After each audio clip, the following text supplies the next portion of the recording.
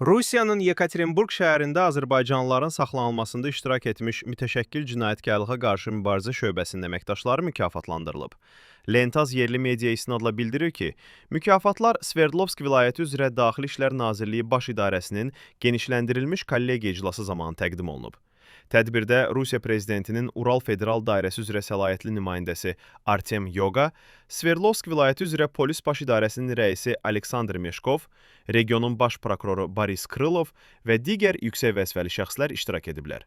Məlumata əsasən, əməliyyatçılarla yanaşı İqtisadi Təhlükəsizlik və Korrupsiyaya qarşı mübarizə şöbəsinin əməkdaşları da mükafata təqdim olunub. Qeyd edək ki, 2025-ci ilin iyun ayında Yekaterinburg şəhərində 50-dən çox azərbaycanlı əsassız olaraq saxlanılıb. Əməliyyat zamanı iki həmyerlimiz Ziyəddin və Hüseyn Səfərovlar öldürülüblər. Bundan başqa, avqust ayında isə Azərbaycan diasporunun keçmiş rəhbəri Şahin Şıxlinski də saxlanılaraq barəsində cinayət işi açılıb.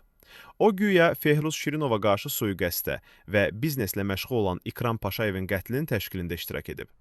Xatırladaq ki, Rusiya mediasında da sonradan yayılan məlumatlara görə Yekaterinburgda azərbaycanlıların saxlanılmasına göstəriş verən Sverdlovsk vilayəti üzrə İstintaq Komitəsinin şöbə rəisi verdiyi əmrə səbəb tapa bilməyib. Keçirilən həmin səbəbsiz əməliyyatla bağlı Sverdlovsk İstintaq Komitəsində dəfələrlə araşdırma aparılıb.